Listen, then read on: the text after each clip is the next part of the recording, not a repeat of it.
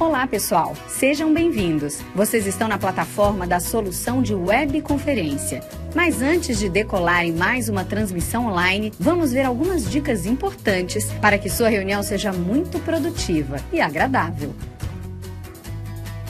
Está diante do computador? Então aproveite para ajustar a câmera com o melhor enquadramento possível. O ideal é você não colocar a câmera contra a luz, uma janela com sol ou uma lâmpada forte. Isso faz com que sua imagem fique escura. Durante a webconferência, sua participação é importante. Para interagir, você pode mandar mensagens pelo bate-papo, o famoso chat. Se tiver câmera e microfone, você também pode pedir a palavra. É só clicar nesse desenho aqui de braço levantado. Em seguida, o palestrante aceita ou não seu pedido de palavra. Oba, é minha vez de falar. Vai vendo aí como eu faço. Na sua vez será assim também. Eu clico no microfone que apareceu na tela após o pedido ter sido aceito. Em seguida, clico no ícone de câmera. Pessoal, agora a minha imagem que aparece na tela deve ser compartilhada com todo o grupo. Aí é só falar com os participantes. Todos vão ver e ouvir você. Deu alguma coisa errada? Calma, não entre em pânico. Temos uma equipe especializada acompanhando toda a webconferência. Escreva no bate-papo particular para o suporte técnico. E antes de desembarcar da webconferência, não deixe de responder nossa enquete. Sua opinião é muito importante para nós. Para responder, basta clicar uma vez em cada pergunta. Já respondeu? Então, é só se despedir dos colegas e encerrar sua participação. Esperamos ver você mais vezes por aqui. Até logo!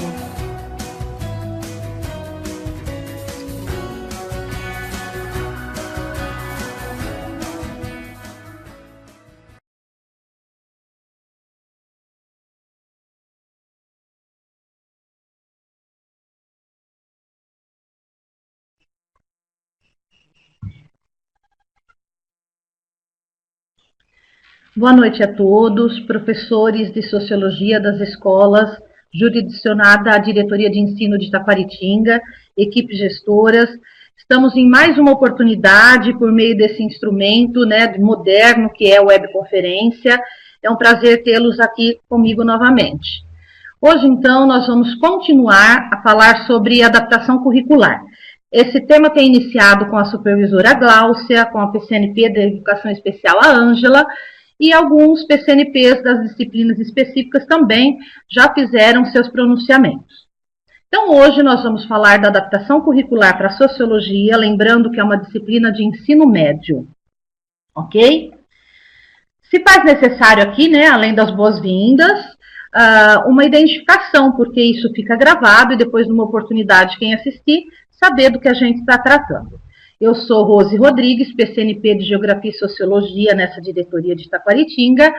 Também sou interlocutora de Educação Ambiental e responsável pelo PEI, que é Programa de Ensino Integral. Essa webconferência, como a gente já tem dito, é uma oportunidade de contato e formação. Nenhuma pretensão eu tenho de dizer que eu estou formando vocês. Nós estamos, sim, nos formando juntos. Principalmente com esse tema adaptação curricular, que é um tema novo, algo que a gente precisa aprender e aprender juntos, de uma maneira colaborativa. Todos nós, professores, precisamos iniciar as nossas adaptações curriculares e assim fazer o melhor ensino para o aluno, para que aconteça a melhor aprendizagem, então. Essa webconferência, que iniciou agora às 18 horas, irá até às 18h45. Para contato, interação, participação de vocês, pode ocorrer pelo e-mail detacnpe@educacau.sp.gov.br ou pelo chat, vocês também podem fazer pronunciamentos. Nós vamos iniciar com a sensibilização de um vídeo, que vai agora ser transmitido, um vídeo de 3 minutos e 28 segundos, que é uma notícia, na verdade, sobre inserção de pessoas com síndrome de Down no mercado de trabalho. Vamos iniciar com essa sensibilização para que a gente possa desenvolver a nossa atividade e o nosso trabalho de hoje.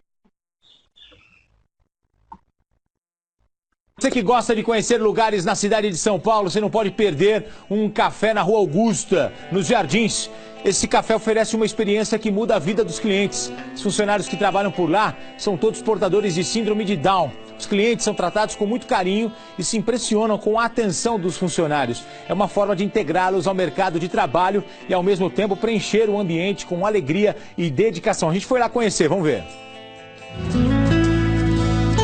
Não é o mundo uma bolha, também não é assim transparente. Mas existe um lugar criado por gente que ousa ser diferente. Que você vai ser atendido com carinho, com abraço, com respeito. Então, se você não quiser uma proximidade, não venha. Como assim? Diriam os clientes. Não é o tipo de grão, não é o ponto de torrefação. O que é especial aqui são as pessoas que o servem.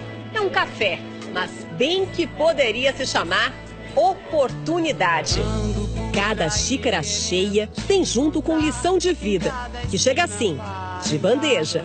Precisa ser feliz. Sempre é bom. Bom também é o gosto de café preparado e servido por funcionários com síndrome de Down. Tem hora que a gente fica com uma sensação tão boa que eu não sei explicar. Se o cliente tem dúvida, melhor ler com calma o cardápio. Vai se surpreender. Tem uma característica bonita em tudo isso. Eles te atendem com uma alegria que eu acho que você não encontra em muitos lugares por aí. Funcionário especial trabalha assim. Muito feliz, animada. É o fim do preconceito? Ainda não. Mas é perceber que um cromossomo a mais não faz de ninguém café pequeno. Hoje já viu que é possível, que é viável contratar pessoas com síndrome de Down, com bons resultados. Um dos garçons do café faz parte dessa instituição em São Paulo. Aqui eles dançam e tocam a vida, conforme a música. Meu nome é Lucas, eu quero ser ator. Seja sempre um caminho. É o momento de mostrar, de comprovar o quanto eles são capazes. Capazes, talentosos, esforçados. O Vitor ainda é bebê, mas a mãe dele veio provar o café e conferir essa ideia cheia de luz, como lâmpada acesa. Imaginar como a gente vai conseguir inserir ele, em qual campo, em quais atividades. Garçonete ganha salário e a patroa carinho verdadeiro. Aqui é tudo café com abraço. Alma vai além de tudo que o nosso mundo ousa perceber. Casa cheia de coragem, vida, todo afeto que há no meu ser. Tá aí, gente, síndrome de Down não é doença. A gente precisa entender isso. Eles são incríveis, são maravilhosos. E olha, que bacana a gente poder mostrar isso aqui na Record TV. Ótima ideia, ótima iniciativa.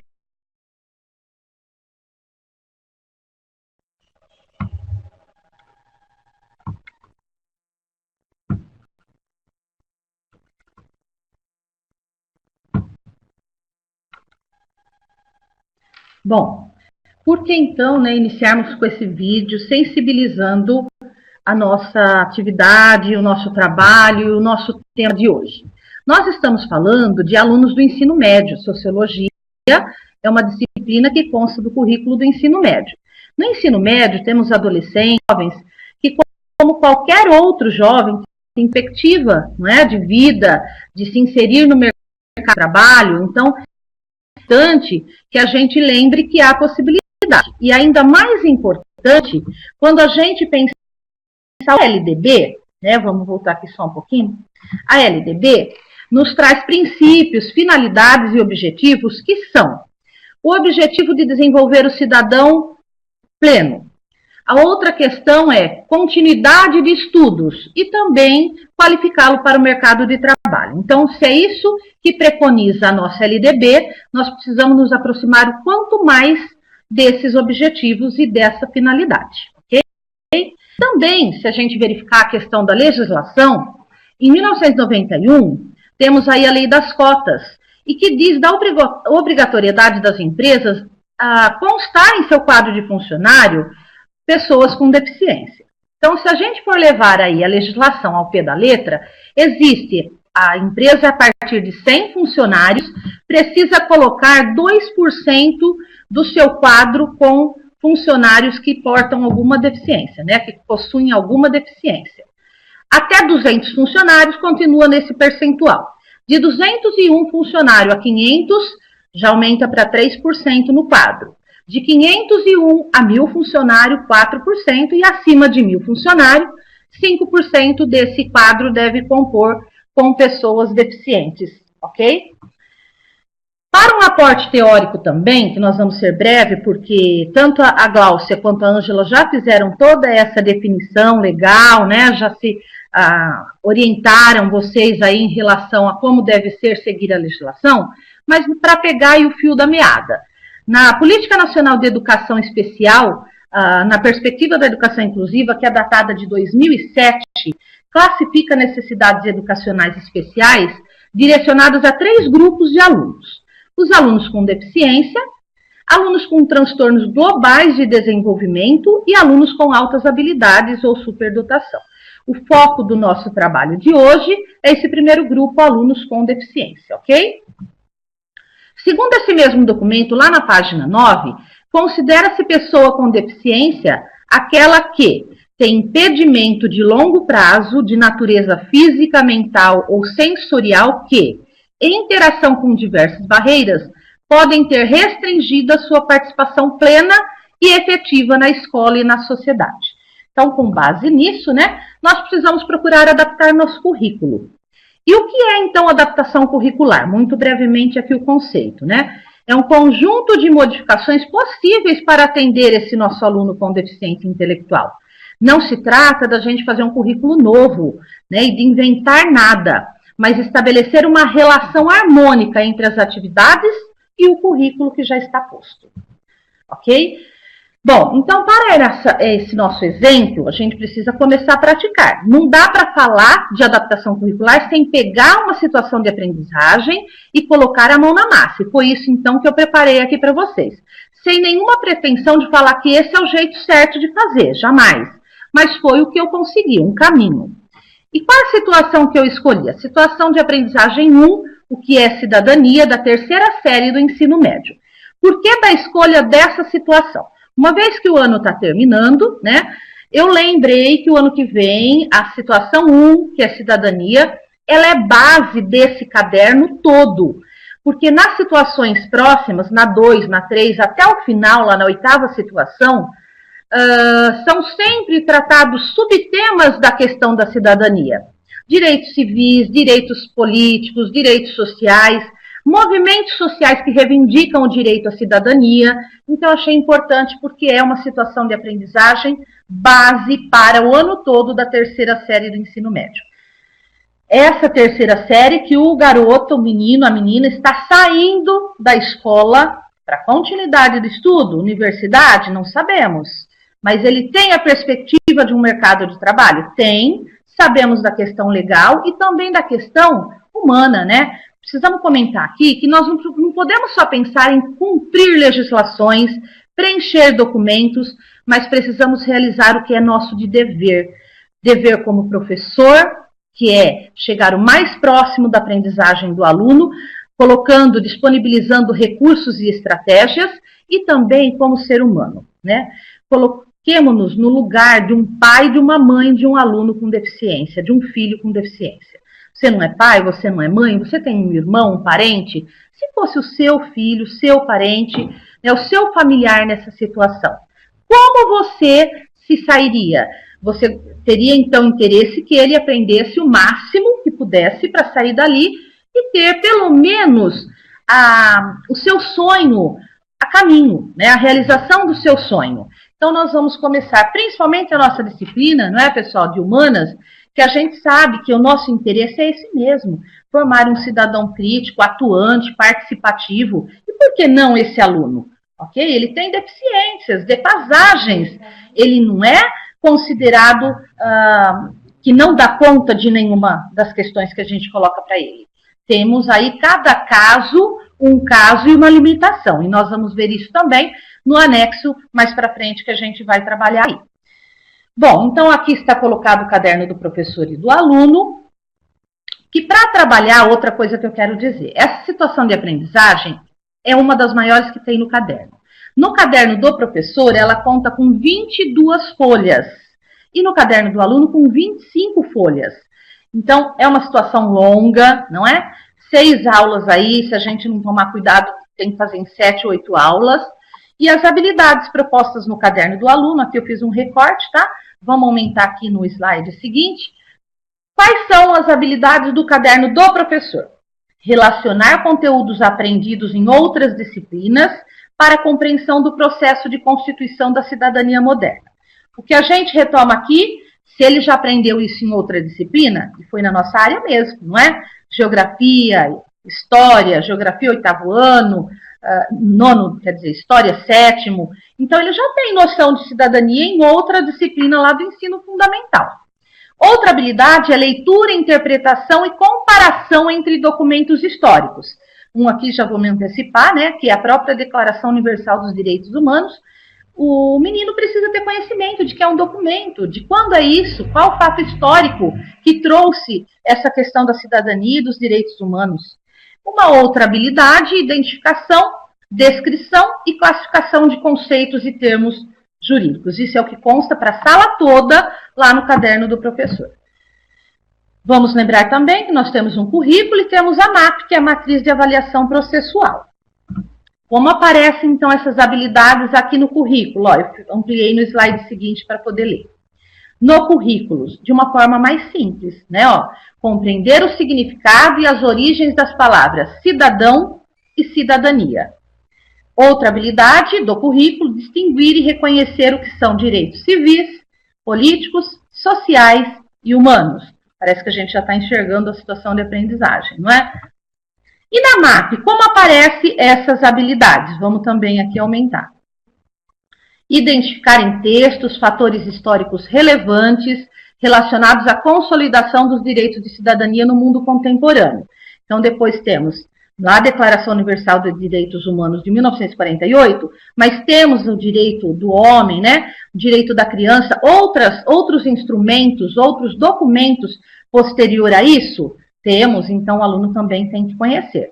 Outra habilidade constante na MAP, identificar por meio da leitura de documentos legais, e esse documento consta no caderno do professor e do aluno, né?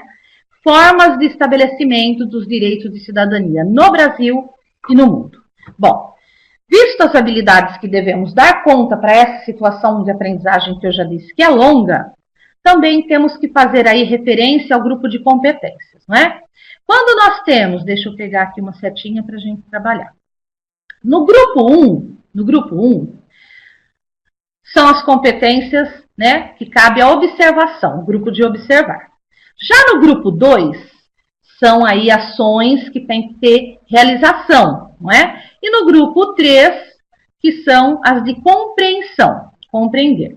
Se a gente olhar essa pirâmide, já foi dito aí em webs anteriores, né, que nós temos que lembrar o seguinte: será que o nosso aluno com deficiência intelectual dá conta desses 3 grupos de competência? Já nos foi dito que não, nem sempre. Mas que do observar, que é do grupo 1, ele dá conta, que é identificar, reconhecer, indicar, apontar, dentre diversos objetos, aquele que responde a um conceito ou a uma descrição. Então, o grupo observar, que é o grupo 1, o nosso aluno dá conta disso, a maioria deles.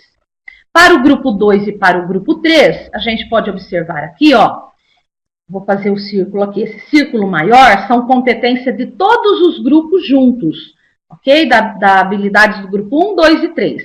Será que o nosso aluno dá conta disso? Já foi dito? Não. As do grupo 2, alguns, né, uma minoria. Do grupo 3, muito menos, né? São habilidades de maior nível de compreensão. Mas o nosso aluno, vamos ver no próximo slide aqui, ó, ele dá conta desse foco menor aqui, desse círculo menor, que é o que a gente já falou, que é o grupo de observar. Então, vou voltar um slide para a gente observar. Aqui são muitas habilidades, um grupo bem maior, e o nosso aluno deficiente intelectual, ele vai dar conta de um grupo menor, mas ele vai dar conta, né? Então, por isso que a gente tem que tentar e não pode desistir, ok? Agora nós vamos falar um pouco do anexo 1. Esse nosso aluno, do exemplo que eu estou trazendo, é um aluno de terceira série do ensino médio. Ele é nascido no ano de 2011, portanto, no ano de 2018, atualmente, ele tem a idade para estar, faixa etária correta para estar na terceira série do ensino médio. E mais, hein, só vou relembrá-los. Ele é um aluno real, está com um de vocês aí na aula de sociologia em uma dessas escolas, ok? O anexo que me foi passado é um aluno hoje, real. Bom, o anexo 1, só relembrando, quem faz esse documento tão importante, que aqui eu trouxe um recorte, é a professora especialista do AE. O que é o AE? Atendimento Educacional Especializado. Ela prepara esse documento com base numa avaliação que ela faz do aluno e encaminha esse anexo para os professores das disciplinas regulares, montar depois o próximo documento que nós vamos chegar, que é o anexo 3. Bom, o que nos traz de informação o anexo 1? Qual o motivo do encaminhamento para avaliação? Ó, o aluno já estava cadastrado como DI na escola anterior, o aluno não atrapalha o andamento da aula, pois fica sentado no seu lugar, não conversa com os colegas de forma exagerada. Porém, olha o que nos interessa aqui, com muita dificuldade realiza sozinho as atividades. Muitas vezes fica sem fazer. Então, se ele ficar sozinho, num cantinho dele lá, ele não vai dar conta de fazer sozinho a atividade. Vamos verificar também as habilidades que o aluno possui, porque é em cima dessas habilidades que o professor regular, né, da classe regular, vai trabalhar. As habilidades que ele não possui, aí é o professor especialista que vai tratar. Então, o que ele já possui? Podemos potencializar. Quanto à orientação e memória visual, olha o que o nosso aluno consegue. Ele consegue encontrar pequenas figuras em um desenho maior, um conjunto de figura diferente, observar figuras gestalt, diferenças e semelhanças em uma figura, e ele consegue também observar objetos em uma sequência de até 3, 4 itens. Mais que isso ele não dá conta. Você dá uma parada, né? Reforçar esse conteúdo e depois retomar, ok? Na sequência, quanto à orientação e memória auditiva, o que esse nosso aluno consegue? Ó, ele ouve e consegue recontar uma história observando o começo, meio e fim. Ele também compreende comandas simples e as complexas com mais dificuldade. Aí precisa fazer uma repetição para ele. Precisa repetir no mínimo 2 vezes para ele dar conta disso. Quanto à oralidade, leitura e escrita, o que esse nosso aluno dá conta de fazer? Reproduz pequenos textos, então ele escreve pequenos textos, né? Consegue perceber que a escrita está representando a fala. Ele utiliza também da fala para se comunicar. Realiza reescrita, considerando a sequência dos fatos, e isso para a sociologia, principalmente aqui se tratando desse tema, é importante que ele faça uma sequência histórica no seu pensamento, né? Ele escreve textos e localiza informações explícitas e implícitas nesse texto. Quanto à atenção e concentração desse aluno, ele atenta-se com dificuldade a realizar atividades. Então, ele tem dificuldade de concentração, de atenção. Conclui, na maioria das vezes, uma atividade, mas necessitando de ajuda. No início de toda atividade, é importante chamar a atenção desse aluno, para que o início da atividade, olha, vamos começar, né? Porque ele, às vezes, está alheio à situação. Aí, quando ele começa a entender que a aula está iniciando, ele começa a prestar atenção nas comandas e no que o professor está falando. Em algumas vezes, já foi dito, precisa repetir, ok? E o anexo 3? Coloquei um modelinho aqui, mais para frente a gente vai, então, iniciar. De quem é a responsabilidade de elaborar o anexo 3? Do professor regular da sala. Com a ajuda do professor especialista? Sim, pode ser com a ajuda do professor especialista. Se esse está lá em momento de ATPC, né? O PC também pode colaborar. Nós aqui da diretoria também estamos à disposição para colaborar com isso, porque, na verdade, nós estamos fazendo nesse momento com vocês, ok? Bom, o anexo 3, então, a gente pode preparar, como eu fiz aqui nessa sugestão, para a situação de aprendizagem toda. Eu não fiz só para uma atividade daquela situação, mas eu fiz para a atividade, para a situação de aprendizagem toda. Então, nós vamos colocar aqui, ó, de quando a quando a gente prevê. Não são 6 aulas que consta lá no caderno do professor? Bom, qual é o tema, o nome do aluno, a idade dele, né, quando ele nasceu, a série, o nome do professor, eu coloquei o meu aí, disciplina Sociologia, o período que o garoto ou a garota estuda. Bom, nesse anexo também, eu fiz ampliação aqui para a gente enxergar. Pede aqui, ó, vamos lá, expectativa de aprendizagem trabalhada na sala toda. Isso aqui, gente, nada mais é do que retirado do caderno do professor. Tá lá, não vou ficar lendo lá, ó. É o que está lá previsto como expectativa de aprendizagem para terceira série, situação de aprendizagem 1, que é cidadania. Agora, para o nosso aluno, será que de tudo que está aqui ele vai dar conta? Agora é que a gente começa. Com análise no anexo 1, nós vamos perceber o que é primordial nessa situação de aprendizagem para que o aluno tenha esse conhecimento. Então, vamos para cá. Espera-se que após as discussões realizadas em sala, o aluno seja capaz de identificar as principais ideias apresentadas por meio de vídeo, áudio e imagens. Olha aqui, eu já estou dizendo qual é o recurso que eu escolhi para essa situação. Lá não consta vídeo, lá não consta um áudio e imagens poucas, né, no caderno do professor. Mas eu fiz uma seleção aqui que eu considero interessante para a gente trabalhar. Tá? Inclusive, pessoal, quando esse material for para vocês, vocês podem pegar esse material da situação do slide que eu vou apresentar aí para frente e utilizar como uma aula pronta. Porque os slides estão prontos, o vídeo está linkado, é só abrir, o áudio está linkado, é só abrir. As imagens vocês vão ter em mãos para imprimir e dar na mão do aluno, tá? Então, eu tentei, assim, facilitar um pouco mais o nosso trabalho, ok?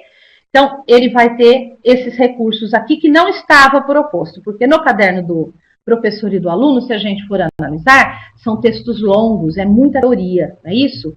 E agora eu já vou aproveitar e dizer o seguinte, será que esse nosso aluno, deficiente intelectual, precisa saber especificidades ali do meio da situação de aprendizagem, como, por exemplo, as ideias dos pensadores iluministas a respeito da cidadania, ou que eles contribuíram para a cidadania, né?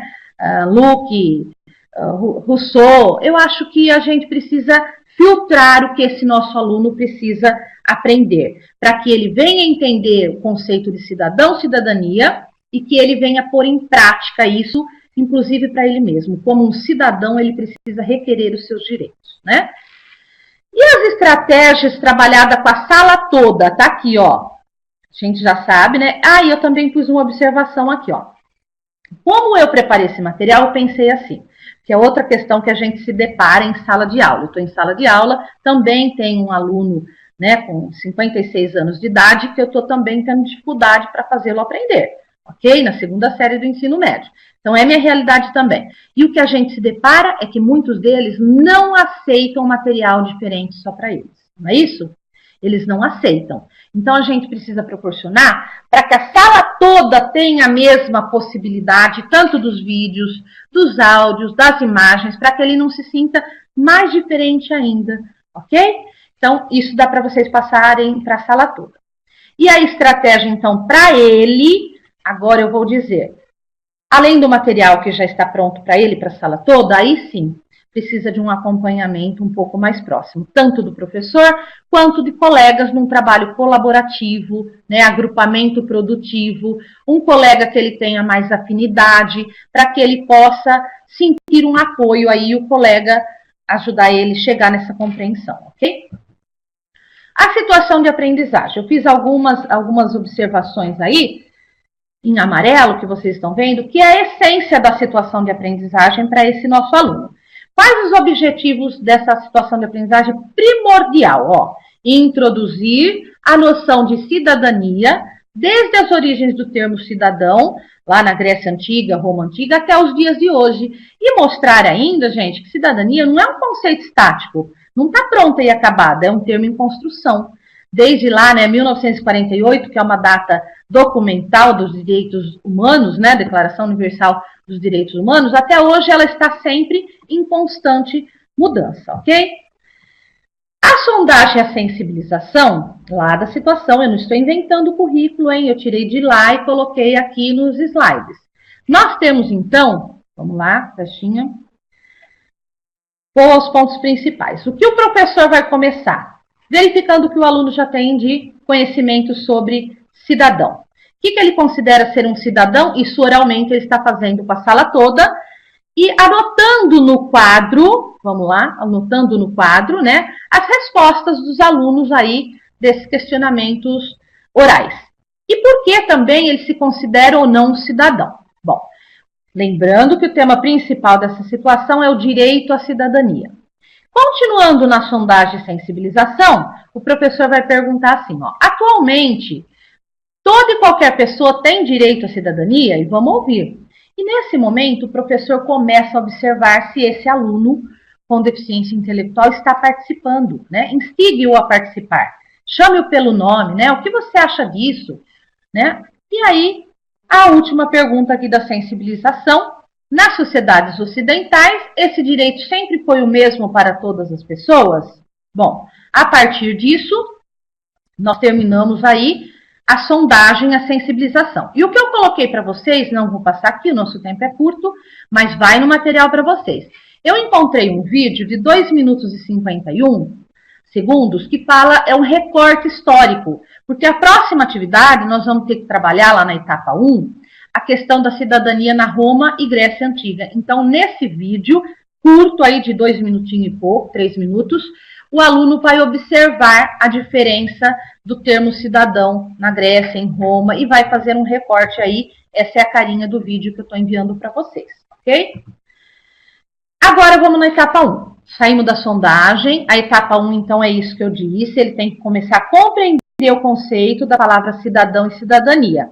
Bom, no caderno do professor, no caderno do aluno, na sequência, ó, eu tenho aqui, ó, cidadania, o conceito, vamos ler, né? Quando são textos pequenos como esse, que já vem inclusive nessa caixa de texto, está lá no caderno do aluno, textos pequenos ele consegue assimilar, né? A partir do momento que o texto vai aumentando, ele tem mais dificuldade de compreender essa informação.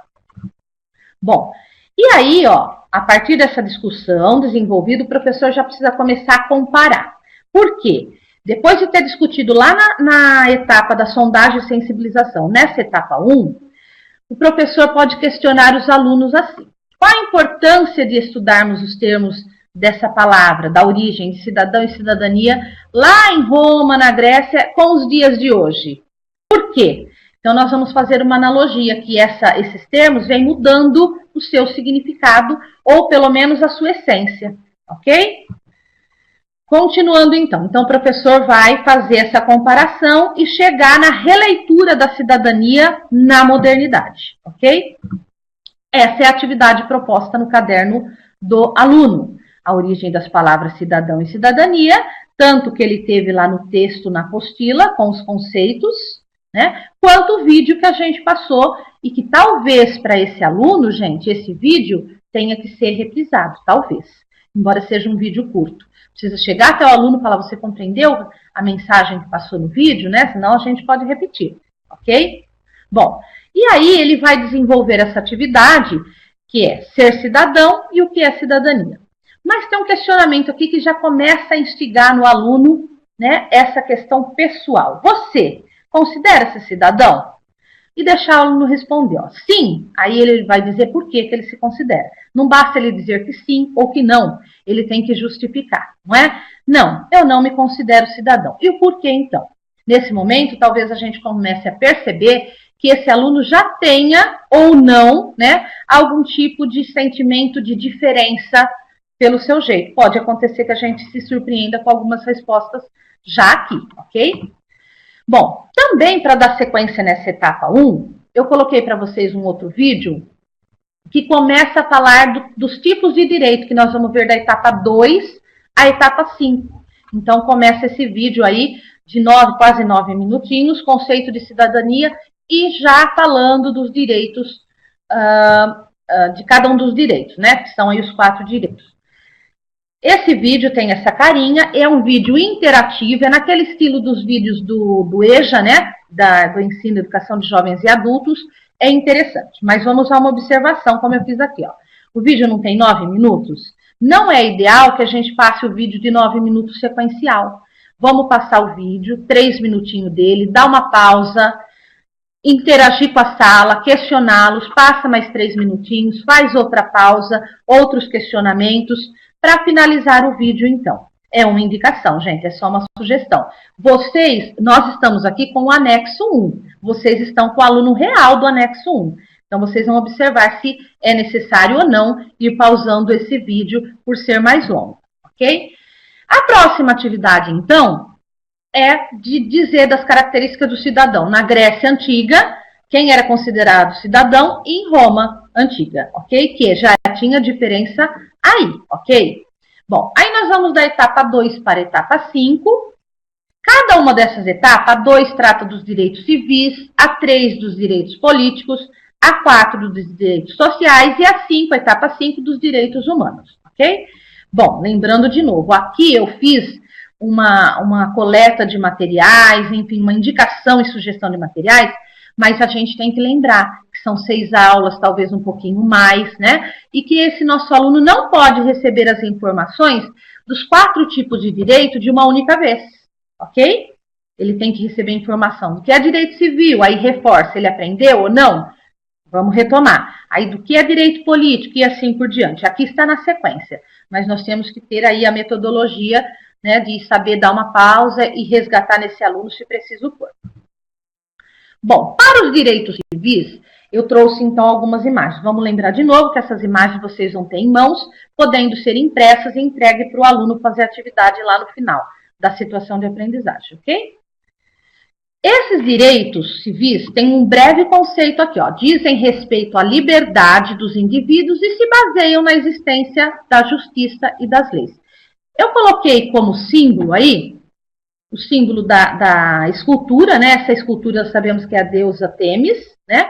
Que representa a justiça aí com os olhos tapados, justamente para dizer que a justiça é cega e independente de quem está sendo julgado, né? Que a gente espera que seja assim. Esse martelo do juiz, que a gente chama de malhete, né? Nós sabemos que o nome correto aí é malhete, também é um símbolo da justiça, e a balança da justiça, que é o equilíbrio aí dos dois lados sempre, né, de ouvir as duas partes, ok? Bom, então trouxe para vocês essas imagens e mais algumas que falam de direitos civis, ó. Direito de se manifestar, direito de não ser preso e não sofrer punição, a não ser por uma autoridade competente, né? Essas imagens eu escolhi, mas claro que vocês têm a liberdade de incluir outras, ok? Bom, para os direitos políticos, então um breve conceito também antes de iniciar o direito político. Referem-se à participação do cidadão no governo da sociedade. Quais são esses direitos, então? De se manifestar, coloquei uma imagem aí, né, das manifestações lá da época da ditadura, são manifestações políticas, é um direito político.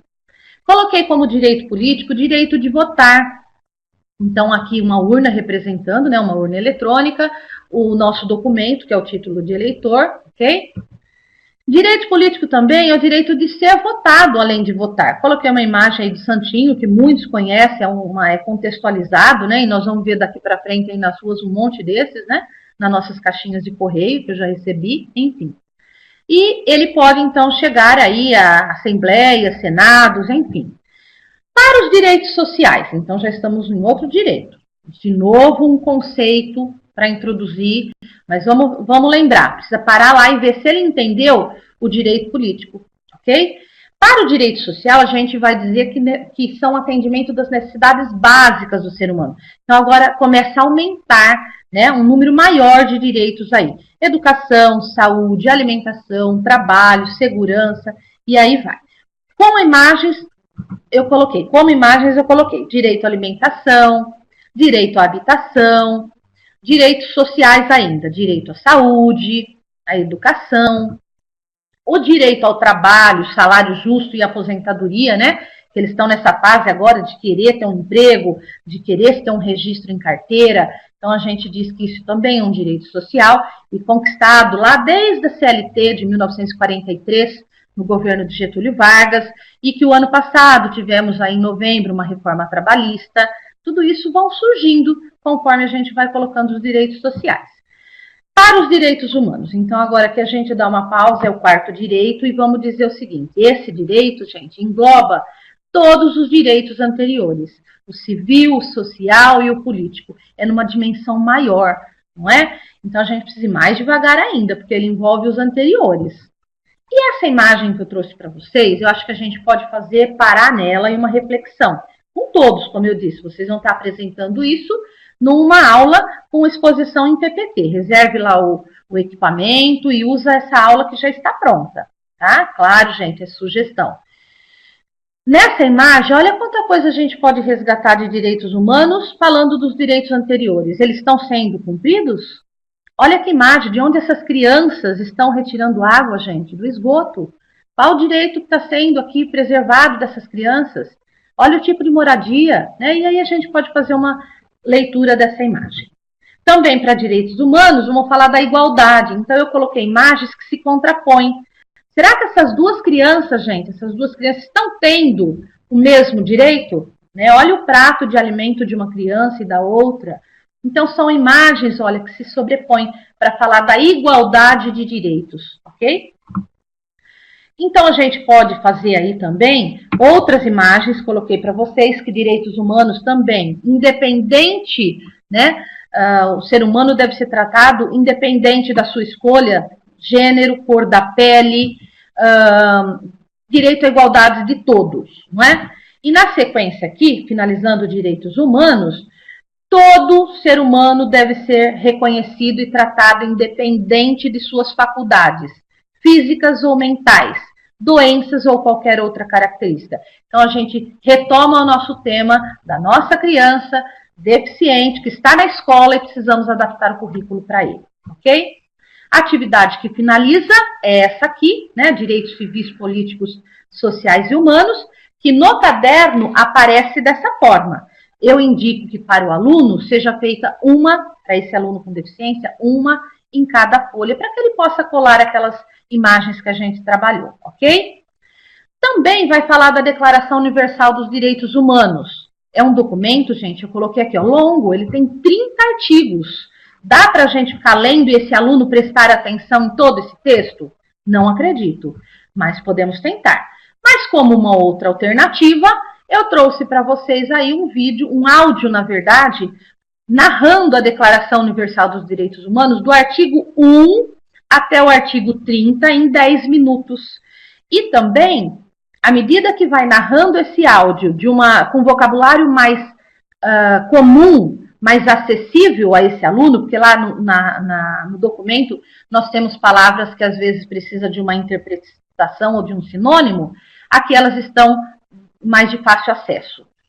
E à medida que vai passando esse áudio, também vem imagens que remetem àquele tipo de direito, daquele artigo mencionado, ok?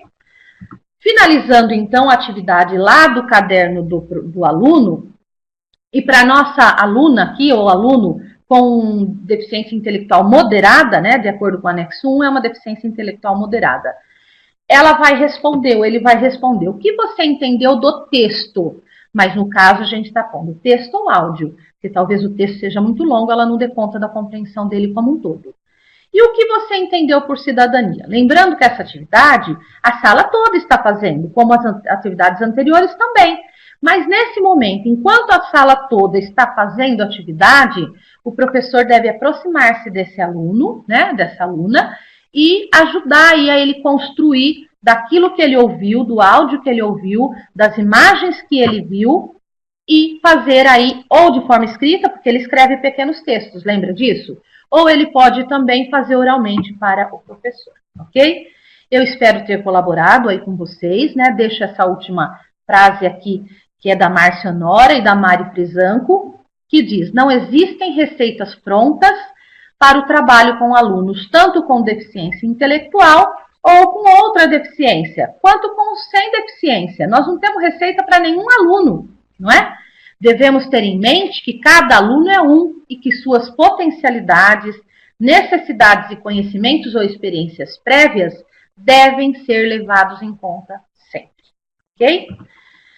Lembrando aí que na segunda que vem a webconferência é com a professora PCNP Fátima, de arte, né? Também aqui aproveito, solicito que preencham aí a enquete com 5 questões, é muito importante para que a gente possa ir melhorando cada vez mais essa nossa ferramenta, tá? Agradeço os professores de sociologia aí nas escolas, a equipe gestora das escolas. Também agradeço a equipe de webconferência aqui, a Alessandra, do Núcleo Pedagógico. Claudinho, obrigada, tá? Sempre pelo apoio e ajuda de vocês aqui, ok? Meu contato, acredito que todos já o tenham. Coloquei também as referências aqui, o material de onde eu tirei, ok? E agradeço a todos aí pela oportunidade. Obrigada e boa noite a todos.